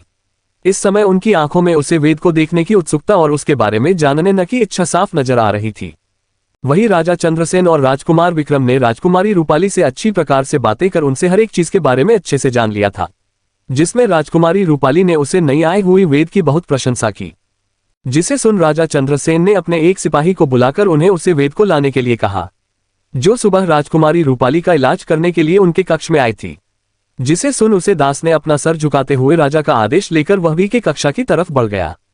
वहीं दूसरी तरफ इस समय माही अपने कक्ष में बैठी किसी चीज का इंतजार कर रही थी। अचानक कक्ष का दरवाजा खटखटाया, जिसे सुन माही के चेहरे पर एक अनजाने सी मुस्कान उभर उठी। माही तुरंत अपने स्थान से खड़ी हुई और उसने अपने पास कुछ जड़ी बूटियां को रखा।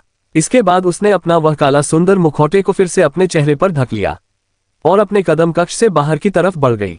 एक दास अपनी पुत्री रूपाली को इस तरह ठीक होता देखकर अब राजा चंद्रसेन को उस वेद पर अधिक विश्वास हो गया था।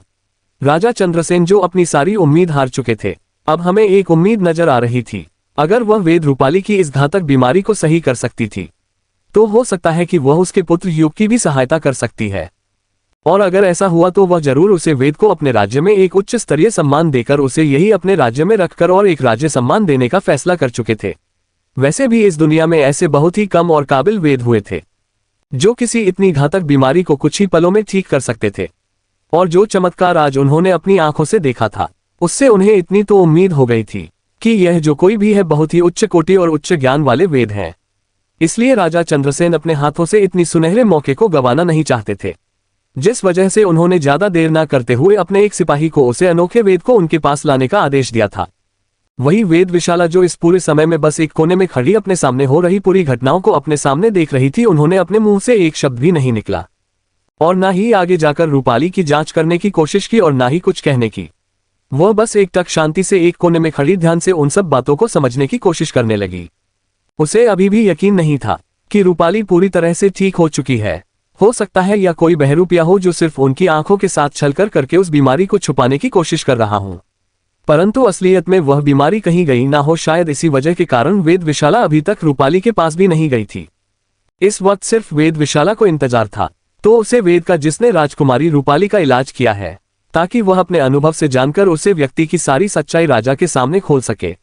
क्योंकि वेद विशाला कभी भी किसी भी वेद को अपने से ज्यादा गुणी और बुद्धिमान समझ ही नहीं सकती। वेद विशाला को पूरा विश्वास था कि जिस बीमारी का इलाज वह स्वयं नहीं कर सकती है, कोई और दूसरा वेद कर भी नहीं सकता। उन्होंने बचपन से कभी भी किसी व्यक्ति को अपने से आगे निकलने नहीं दिया था।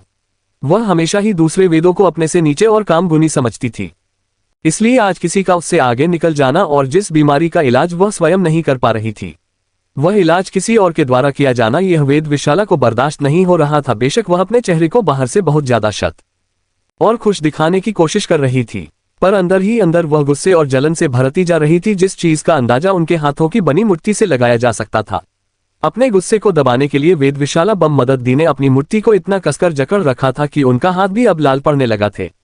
पर इस चीज का कोई भी दर्द उनके चेहरे पर दिखाई नहीं दे रहा था। कुछ समय के इंतजार के बाद आखिरकार वह समय आ ही गया जिसको सबका इंतजार है। बाहर खड़े बलवान अंगरक्षकों ने धीरे से कक्ष का दरवाजा खोला और दो आकृतियां चलती हुई राजकुमारी रूपाली के कक्ष में प्रवेश कर गई। वही राजकुमार विक्रम और राजा चंद्रसेन जो राजकुमारी रूपाली के आसपास बैठे उनसे बातें कर रहे थे। दरवाजा खोलने की आवाज से उन सभी का ध्यान दरवाजे की तरफ चला गया। वहीं राजकुमार सूर्य और वेद विशाला तो कब से अपनी नजर को गाए बस दरवाजे की तरफ ही देख रहे थे। यहाँ आए सभी लोगों का अपना एक अलग अलग मकसद था। किसी को उसे वेद को गलत साबित करना था, तो किसी को उसे वेद के बारे में जानना था, तो क्या परिणाम होगा इन सभी की पहली मुलाकात का? क्या राजकुमार सूर्या और राजा चंद्रसेन माही को पहचान पाएंगे, और क्या माही इन सभी लोगों से अपनी पहचान छुपाकर अपने सभी कार्य को कर पाएगी, या फिर उसकी राह में आएंगे और नई मुसीबतें? कुछ देर की प्रतीक्षा के बाद आखिरकार दरवाजा खुला और वहां बैठे लोगों को दरवाजे के अंदर दो परछाइयां आई हुई नजर आए, जिनमें से एक परछाई कुछ दूरी पर रुक गई और दूसरी धीरे धीरे चलती आगे की तरफ बढ़ने लगी। कुछ देर में वह काली परछाई साफ होती गई। सभी के सामने एक सुंदर और सुडौल शरीर वाली आकृति नजर आए। यह माही थी, जिसने बहुत ही सुंदर लाल रंग के वस्त्र धारण किए हुए थे। वह वस्त्र उसके शरीर पर बहुत ही अधिक जच रहे थे, जिसके साथ माही ने अपने चेहरे पर हमेशा की तरह कपड़ा बंधा हुआ था, जिस कारण किसी को भी इस समय माही का चेहरा नजर नहीं आ रहा था। माही बिना ज्यादा किसी पर ध्यान दिया शांति से चलकर राजा चंद्रसेन के पास आए और अपना सर झुकाकर उन्हें प्रणाम किया। जिन्हें अपने सामने झुककर प्रणाम करता देख राजा चंद्रसेन ने जल्दी से अपने स्थान से खड़े हुए उन्होंने अपने दोनों हाथों को जोड़ते हुए माही की तरफ देखा और एक भावुक स्वर में माही से कहा, वेद नयनतारा, आपको इस तरह हमें झुककर प्रणाम करने की कोई आवश्यकता नहीं है। जब बड़े वेद ने पहली बार आपके बारे में हमें बताया था, हमें बिल्कुल विश्वास नहीं हो रहा था कि कोई इतना काबिल भी हो सकता है, परंतु आज आपके किए गए कारनामों ने यह साबित कर दिया है कि आप वाकई में ही एक महान वेद की एक महान शिष्य है।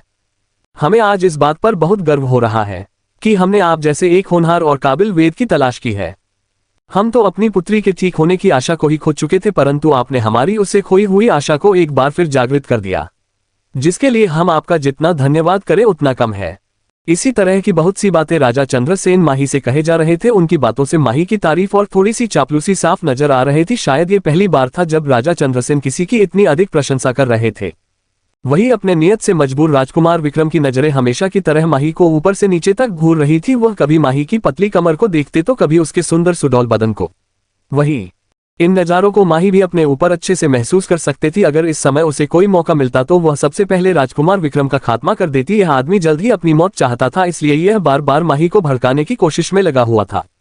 वही इन सब से दूर राजकुमार सूर्या की नजरें न चाहते हुए भी बार बार माही के ऊपर जा रही थी। राजकुमारी मीरा के जाने के बाद राजकुमार सूर्या ने कभी किसी स्त्री को दोबारा नजर उठाकर नहीं देखा था, परंतु न जाने क्यों आज उनकी वह नजरें बार बार अपने सामने खड़ी इस स्त्री के ऊपर जाकर टिक रही थी।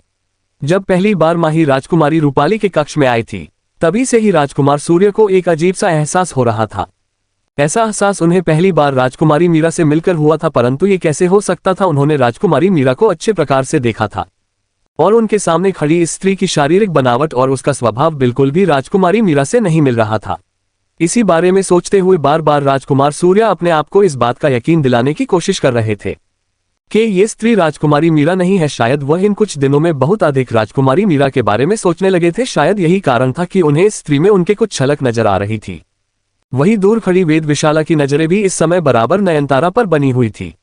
उससे पहले से ही राजा चंद्रसेन का माही को इतना ज्यादा महत्व देना पसंद नहीं आ रहा था, और जब उसकी नजर राजकुमार सूर्या पर गई तो उसका बच्चा हुआ सबर का बांध भी टूट गया। वह जिन नजरों से नयनतारा को देख रहा थे, उन नजरों से राजकुमार सूर्या ने कभी भी वेद विशाला की तरफ नहीं देखा था। वेद विशाला की मुलाकात राजकुमार सूर्य से बचपन में हुई थी और पहली ही नजर में विशाल राजकुमार सूर्य को पसंद करने लगी थी। विशाला ने राजकुमार सूर्य को पहली बार देखने के बाद ही यह ठान लिया था कि वह राजकुमार सूर्य को अपना बनाकर ही रहेगी। इसलिए इतने सालों से उसने अनेकों प्रयास किया कि राजकुमार सूर्य उनकी तरफ आकर्षित हो जाए, परंतु इतने सालों के प्रयास के बाद भी विशाला के हाथों कुछ नहीं लगा। राजकुमार सूर्या विशाला से आकर्षित होना तो दूर, उसने कभी ठीक से एक नजर विशाला की तरफ देखा भी नहीं था, जो बात विशाला को बार बार किसी कांटे की तरह चुभती थी। उसने हमेशा ही अनेकों प्रयास किया कि वह किसी भी तरह राजकुमार सूर्या का ध्यान अपनी तरफ आकर्षित कर सके, और वह शायद इस काम में कभी ना कभी सफल भी हो जाती, परंतु उनके बीच एक बाधा बनकर आई राजकुमारी मीरा, जिसे राजकुमार सूर्या प्रेम कर बैठे। जब ये खबर पहली बार विशाला ने सुनी थी तब वह लगभग गुस्से में पागल हो गई थी। वह किसी भी दूसरी स्त्री को राजकुमार सूर्या के पास जाता नहीं देख सकती थी, परंतु जब उसने राजकुमार सूर्य के विवाह की खबर सुनी तो ना चाहते हुए भी उसने अपने दिल को समझने की कोशिश की, परंतु बाद में जो घटनाएं हुई उसके बाद विशाला को ऐसा लगा जैसे ईश्वर ने उसे एक और मौका दिया है। इसीलिए राजकुमार की शादी होने के बावजूद भी विशाला ने अपनी उम्मीद को नहीं छोड़ा और एक आखिरी प्रयास करने की कोशिश की, जिसके बाद से ही वह हर मुमकिन कोशिश करती कि राजकुमार सूर्या का ध्यान अपनी तरफ आकर्षित कर सके। परंतु आज जब उसने राजकुमार सूर्य को किसी और दूसरे स्त्री की तरफ इतना आकर्षित होकर देखा पाया तो यह चीज विशाला के दबे हुए गुस्से को भड़काने के लिए एक चिंगारी का काम करने के लिए काफी थी। विशाल ने गुस्से में अपना मुंह टेढ़ा किया और अपने कदम माही की तरफ बढ़ा दिए। वही विशाल के इरादों से अनजान माही अपनी योजना में लगी हुई थी। तभी वेद विशाला की आवाज से सभी का ध्यान टूटा से विशाला आगे आते हुए माही को एक नजर देखा और फिर राजकुमारी रूपाली की तरफ बढ़ गई। महाराज, हमें नहीं लगता कि राजकुमारी रूपाली पूर्ण तरीके से ठीक है। ऐसा इस दुनिया में कोई भी वेद नहीं है जो किसी बीमारी को कुछ ही पलों में ठीक कर सके। इस बात पर यकीन करना के बाद नयनतारा ने राजकुमारी रूपाली को कुछ ही पलों में ठीक कर दिया। इस बात को मनाना नामुमकिन सा है। हो सकता है ये कोई छल हो या कुछ समय का कोई जादू जो हमारी आंखों को प्रभावित कर रहा है। अगर आपकी आज्ञा हो तो मैं राजकुमारी रूपाली की जांच कर सारे सत्य के बारे में आप सभी को बताना चाहती हूँ। हम इस तरह किसी भी व्यक्ति पर भरोसा नहीं कर सकते। यह बातें हमारे आने वाले भविष्य जो कि राजकुमारी रूपाली और राजकुमार यश होने वाले हैं उनके जीवन के लिए उचित नहीं है। मैं यह नहीं रहती कि वेद नयनतारा कोई ढोंगी वेद है, परंतु हम अपनी संतुष्टि के लिए एक बार एक अच्छी जांच कर ही सकते हैं। इससे हम वेद नयनतारा के गुणों के बारे में और उचित प्रकार जान पाएंगे। वहीं जहां कुछ देर पहले माहौल में काफी खुशी और शांति भरा माहौल बना हुआ था, वह वेद विशाला की बातें सुनकर एक सन्नाटे में परिवर्तित हो गया।